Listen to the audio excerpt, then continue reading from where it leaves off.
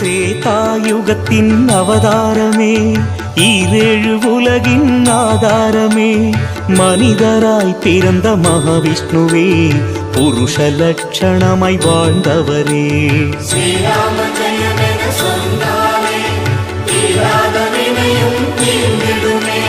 ஸ்ரீராம ஜெய ராம ஜெய ஜெய ராம், ஸ்ரீராம ஜெய ராம ஜெய ஜெய ராம். ராமநாமம் பாதுகையும் ராம சேவை கோதண்டமும் நாடும் நம்மை காத்திடுமே, வேண்டும் வரங்களை அருளிடுமே.